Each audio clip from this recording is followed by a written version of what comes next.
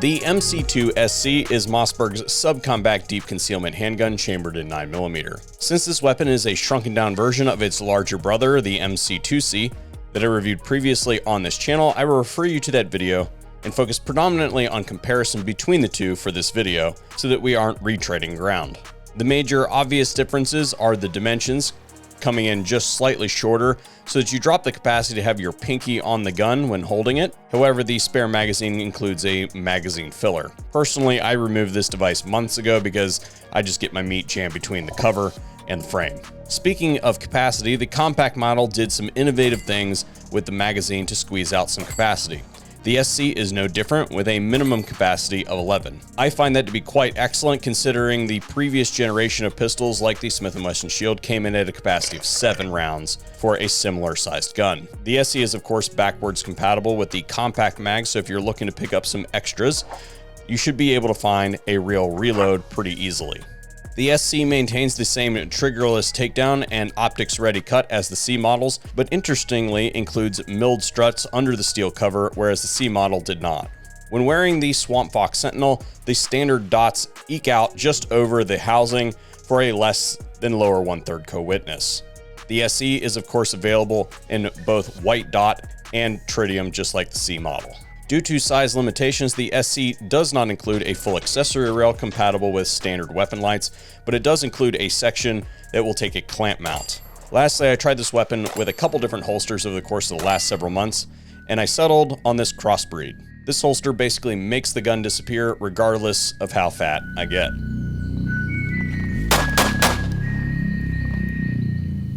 Infinity targets, did a video on those last week, I think. This pistol's been here for about 6 months now. It's got here early February, along with the MC2C. Obviously, I focused on that one first, but this one's been in the rotation the entire time. And in my initial synopsis of the MC2C, I said that if you're used to shooting the semi-automatic Glock trigger or anything like that out of the box, then you might have a little bit of an adjustment period on this trigger here.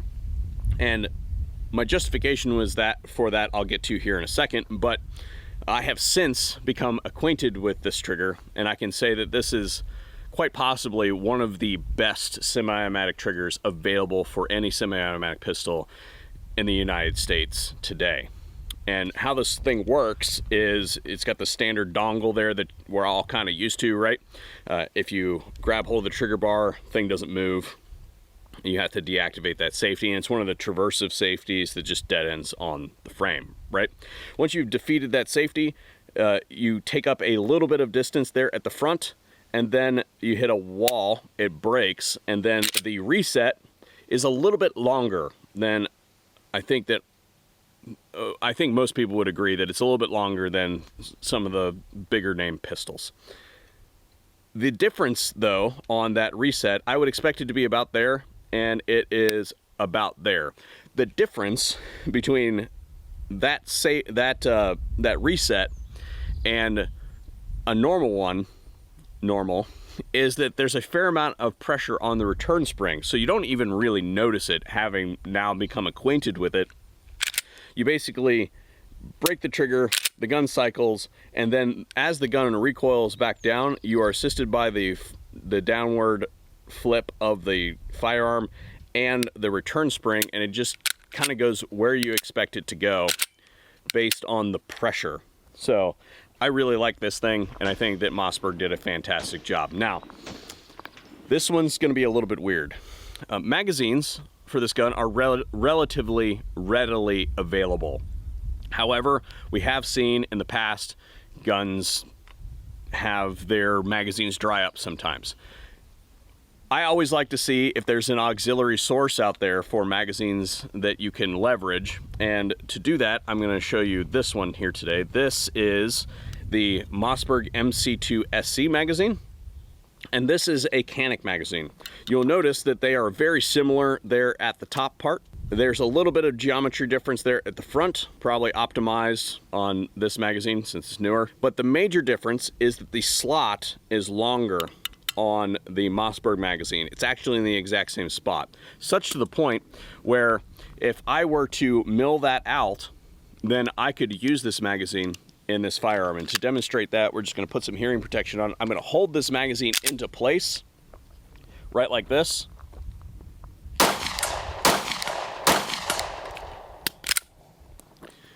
So if you absolutely were in a pinch and you needed to come up with more magazines for your MC2SC or C, then you could totally mod really cost-effective magazines from the Canik series of pistols.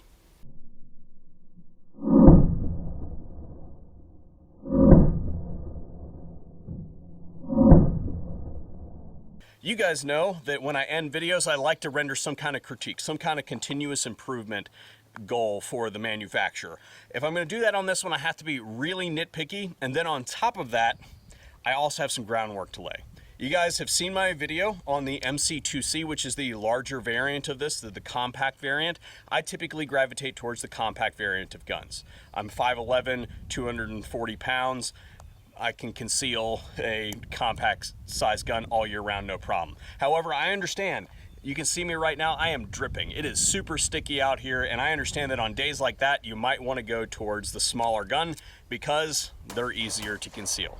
On the same page.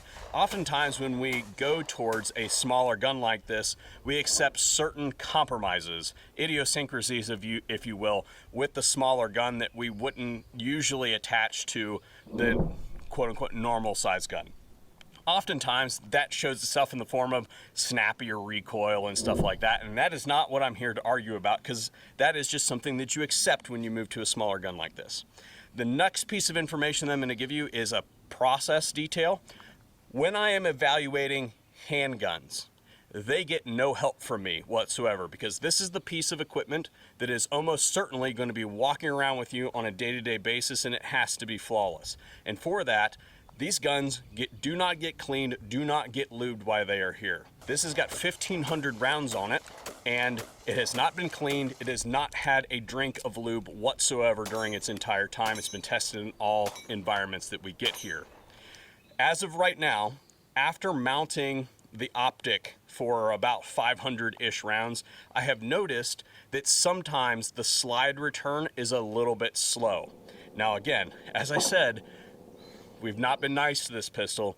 It is starting to get a little bit slow and not go completely into battery. I can't even simulate it here, but with some ammunition in it, sometimes there is an instance where you will see me reach back and just give it a little bit of assistance forward. And that is, again, I think a mass balance problem after we've added the optic to the gun. Now, I don't know whether the optic and the stainless steel plate are similar in weights or if one is lighter than the other, but I would think, just feeling the two, that the stainless steel plate would be heavier. What that tells me is that there isn't enough mass after taking the steel plate off and adding this aluminum optic to it to return the slide when it gets super gunked up. Again, this has been riding around in my waistband, not getting clean, not getting lubed. It's full of lint and GSR and all the other stuff that you expect, and it's just now starting to slow down a little bit. But all in all, this is a fantastic pistol that if you're looking for a little micro carry, I highly suggest. So the last couple rounds that I'm gonna fire through the thing right here, right now. Thank you guys for watching, and hopefully we'll see you on another video here at the VSO Gun Channel.